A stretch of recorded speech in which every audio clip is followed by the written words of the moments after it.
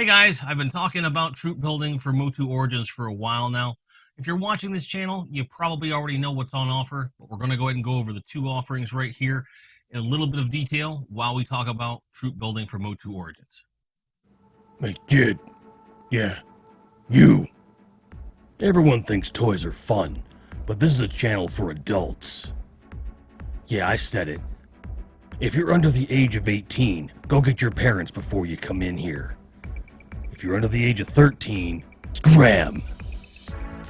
Let's get on with the show.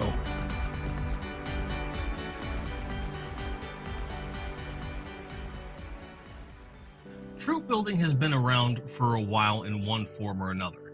If you're not in the know, troop building means you buy multiples of one character to make large armies, squads, groups with, well, troops. Masters of the Universe has not traditionally been a figure line that you build troops with. It just hasn't been the case. There have been some characters, like the Horde Trooper that have been released in the past, that lend themselves to that. And granted, you can buy multiples of any figure you want and make an army of whatever you like. Just ask Dave from Toy Polloi about his army of Skeletors from the original vintage line. All of that said, MOTU Origins does have a Horde Trooper and Eternian Palace Guard figure on offer, both of which scream troop builders. Buying multiples of these figures should not be as difficult as it currently is. Finding one in store is kind of difficult. I know I've seen them out there myself, others have told me they've seen them, but I'm also seeing social media posts of people with dozens of these figures, and getting them online, they go in and out of stock. It's not impossible, but I don't understand why Mattel does not do a multi-pack like Hasbro has done with some of their figures in the past. It just seems to make sense. You know, obviously you still have the single offerings if you're only going for one figure for your completionism, but for those of us that want more, put a couple in a box. You know, we'll pay the price for those of us that want that experience. But all of that said, like I do have a couple of these. I'm gonna be real happy to have not more than 4 of each, as I've stated. So let's just take a look at the figures themselves and see if they pass muster. I'm gonna give you a real quick first impressions with the depackaging, and then we'll get a closer look at each figure. Horde Trooper first because they're evil.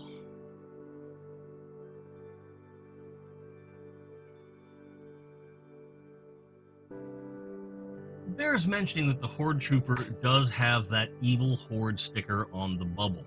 If you don't already have one of these in your collection, and you're like me and you take the bubbles off the card back very carefully, it might be worth hanging on to these.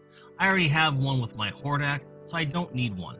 And granted, collecting bubbles is not my primary focus, but it bears mentioning this is something a little bit special if you don't already have one. As for the card back, it's pretty much the same as everything else we've seen in the past, big differences being new for 22, and of course it coming with the pack-in Sunman comic, which I have not read yet. Sorry. The back has some amazing artwork on, along with some cross-sell and instructions on how to use the chest explosion feature on the figure. You just press the Horde symbol like it says here, the armor bursts off, and then you just click it back together, just like the vintage one. The cross-sell does show He-Man, Sunman, the Horde Trooper, Skeletor, Clawful, and Anti-Eternia He-Man. Figure sits in the bubble quite nicely, but let's get him out of there.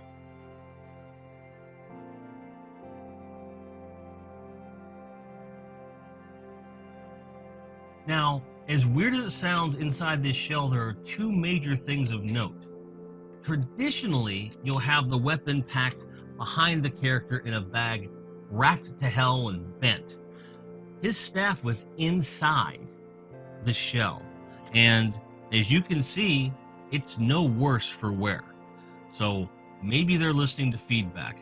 I'm happy with the results, and I hope that this continues to be a trend in the packaging. Also, normally the top half of the figure is in loose and the legs are tied in, and you can cut the cords from the back. That was not the case with this figure.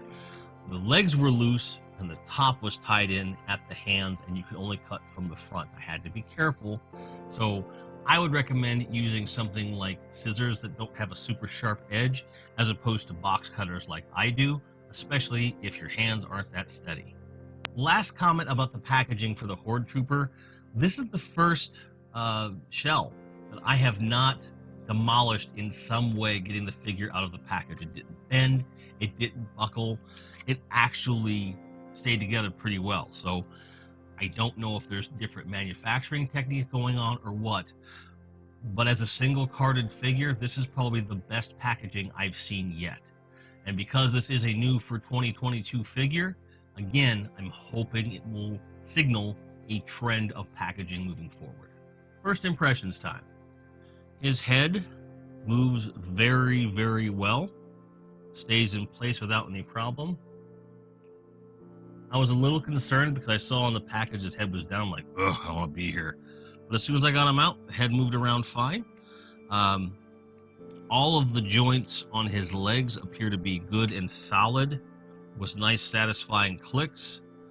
You can move things and they stay in place, so not afflicted with the looseness some of the Origins figures have had in the past. The articulation is a little bit different, just in as much as his feet are a different shape, but it works well. As for his arms, he doesn't lose a ton of mobility with this armor being on. The hands are good and steady. There's no spares or anything. This right arm is a little looser in that respect. And if you put it too far up, it looks like it does trigger that mechanism. So I guess I got to be careful about that. Otherwise, I'm very satisfied with the condition of the joints overall in this particular one that I have open. Let's look at the action feature.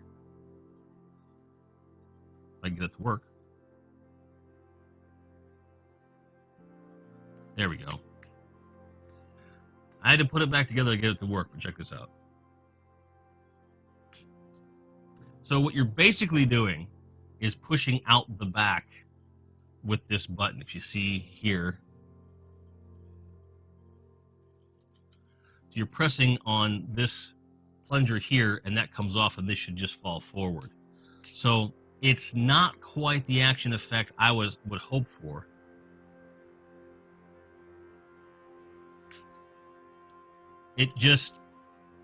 It's cool, but I would kind of hope for some kind of spring-loaded mechanism because, you know, this isn't super loose in the front, so it doesn't fall open. I don't really want to encourage it to get loose because why would you do that? The back is nice and loose, you know, but I don't know that I'm in love with that. Granted, I won't be using the play feature very often, but it doesn't work the way that it appears to be intended to work. Let's see how he holds his weapon. It's got two areas where the hand could go. I'm going to presume it goes here.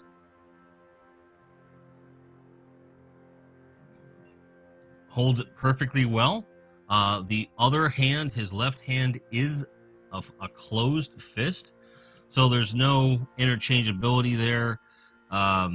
And, you know, that's not the end of the world by any stretch of the imagination. But it does limit what you can do with this other hand. I would love to have seen some exchangeable hands. I would have paid an extra $1 for that easily, but it's a troop builder. It does what it does. It troops. Now, on to the Eternian Palace Guard.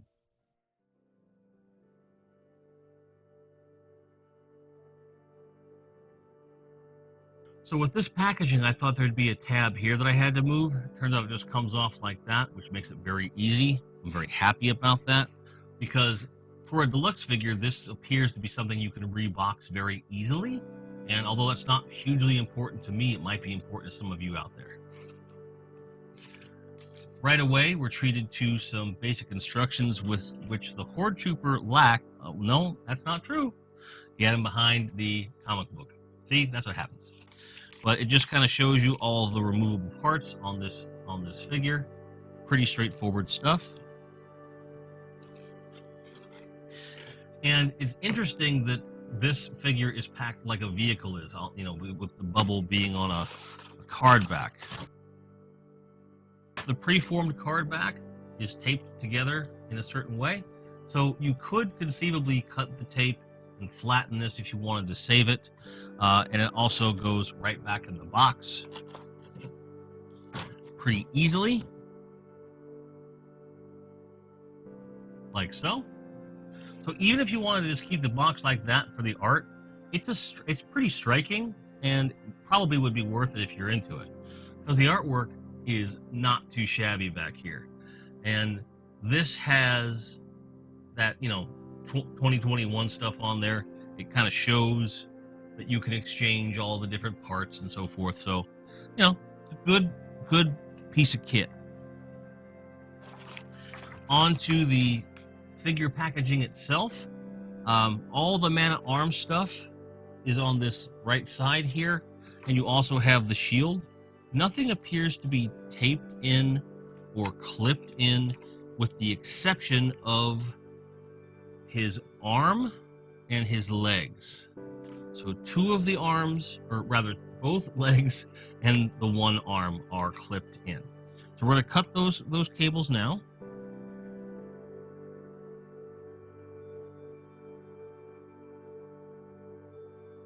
Now, I was able to get all of the ties from the back except for this leg, and when I did that, it came down and sliced a little nick into the shell here. So depending upon what your needs are, just kind of bear that in mind. And again, I realize that talking about packaging in this way, to some of you are going to be like, get on with it, it's just a toy. Some people take this very seriously when it comes to reboxing and so forth. And one thing I like to do with all of my content is, if I've made a mistake, I want to tell you the mistakes I've made so that you can avoid those for yourself. I won't be pulling out the Man-at-Arms stuff, but you can see that the sculpts are dead on to what Man-at-Arms looked like back in the day, as well as what he looks like now. I will be taking out the shield and the staff. We're going to leave the mace in there because it's a Man-at-Arms thing. But we're going to get the rest of this out right now.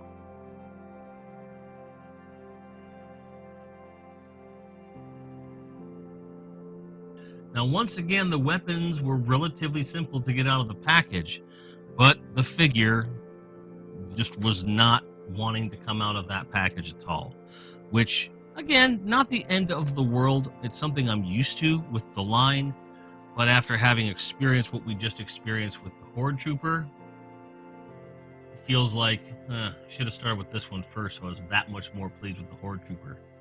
It bears mentioning that the shield has a backing on it that is specific to the hand. You are not going to be able to get this over his wrist or anything along those lines. It's designed to go over his free, open hand.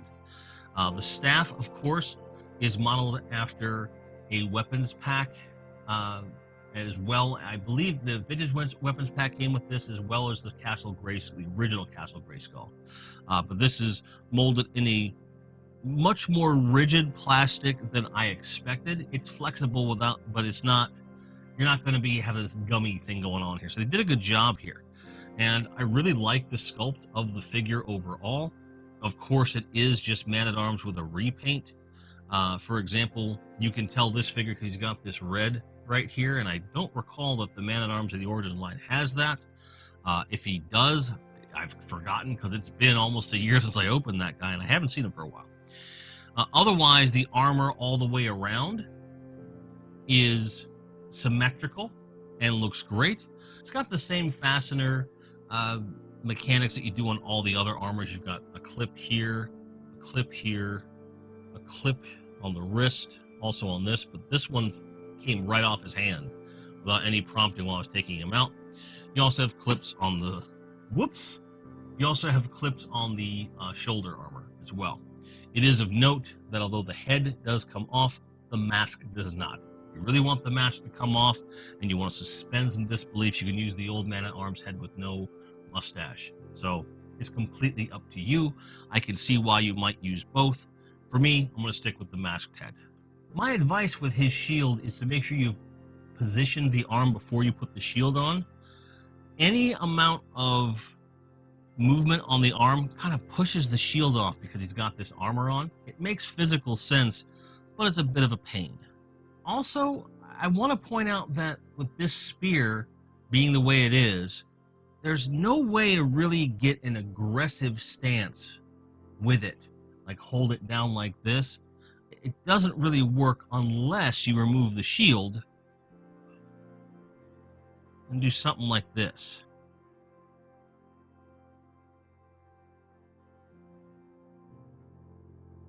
And even then, it's kind of pushing the bounds of what the figure seems to be capable of doing. It's not perfect, but it is better than you would ever get on a vintage MOTU. So as you can see, I just put his hand there, extend it, put the open hand out, and give him a little twisty twist.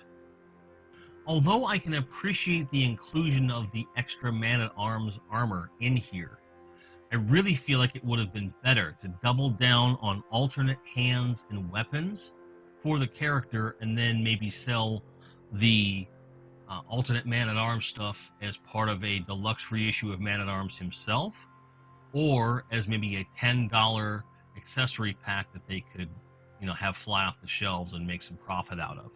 I understand why they made that decision on the Eternian Palace Guard, but even looking at the artwork and seeing some of the things that these characters are meant to be doing with that staff, the lack of that second gripping hand really kind of kills it. I like the figure, I like the concept, but I feel there's some misses in what they've included. That said, now that they're out, let's get a closer look at each figure. Now you can get a nice close look at the Horde Trooper. It's well sculpted. Even though my gripes with the action feature are there, I want to give you guys just a bit of a closer look at the actual figure. I love the way the paint deco captures and reflects light, really gives into the illusion that this is an actual chrome-plated robot. I also have to say that despite my gripes with the action feature itself, that it doesn't really give away that the action feature exists. So that if it's something you're not wanting to use, you don't have to worry about there being some kind of obvious physical evidence that you're going to need to use this. So for me, looking at the back, that's a big takeaway. I'm not sure what this little keypad is on the back of his bum, but I would have liked to have seen some paint deco there so that it doesn't look like someone just slapped a weird pattern on his underpants. There's some great riveting detail on his ankles and also on his hands. The belt also has some tiny rivets as well, which is really great detail for something that is not considered a deluxe figure. Granted, that may be a result of the fact that this was originally sculpted for an exclusive piece. It was in different colors. So whether or not that had any impact on the quality of the sculpt is anyone's guess. I don't necessarily think that to be true, but it's certainly something to consider when looking at the figure. Overall, I think the paint deco works. I think that the overall functionality works well, and with the exception of the action feature, of course. But I'm quite happy with the Horde Trooper. Onto our Eternian Palace Guard. I mean, there's not a lot to say here, especially when you consider that the majority of the armor on this figure is some kind of a resculpt of the Man-at-Arms stuff. It's the same figure sculpt except for the head, the wrist armor, and the chest. And I don't feel I necessarily have to go into too much detail here, given that's the case, but I'll show you what I can. Again, the spear is a resculpt of the Castle of Grayskull spear. I believe an alternate version of this came with other figures, as well as in a weapons pack in the vintage line. The same can be said for the shield. While I'm on that subject, I do want to show that a bit closer. You see how narrow that is? And because it is made out of a very rigid plastic, it doesn't give a lot of play for actual movement of the shield. I will say that for all the armor this guy is packing, I'm kind of at a loss as to why he would not have armor on his thighs.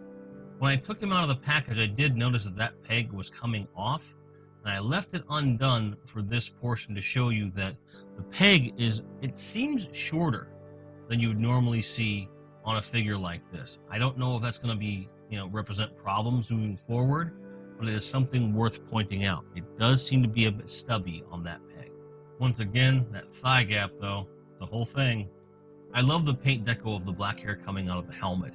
It just lends more credence that this is a generic Eternian guard and not Man-at-Arms. Coming back around to the front, I did want to call attention to that red paint deco on the belt. Again, I don't believe that the Origins Man-at-Arms has this. It is unique to the Palace Guard.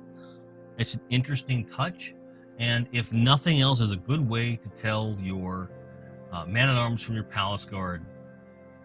All in all, these are two great figure designs for MOTU Origins for troop building, and I can't wait to see multiples of these characters duking it out, backing Horde or Skeletor or He-Man or Sorceress or Man-at-Arms. There's a lot of great things that can be done with these figures. Despite some quibbles about the design choices or packaging choices in here, calling out again the action feature for the Horde Trooper, which maybe mine's just too tight to work the way it's intended, but that's, a manufacturing defect in my opinion. Or we talk about the lack of flexibility when it comes to putting the shield onto the Eternian Palace Guard, or the lack of exchangeable hands on either of them. Being that they are figures that are special to a lot of people, they should be as versatile as possible. Aside from that, which admittedly are fairly big gripes for me, I'm glad these figures exist. I'm glad to have them, but I do wish that they will get some kind of update in the future. Granted, I don't expect to see the color variants for the Horde Troopers that were in previous exclusive packs in the past, but I'd love to see some kind of variation down the road, so that we maybe can also get some alternate hands, things like that going. It would be a very welcome addition to the line.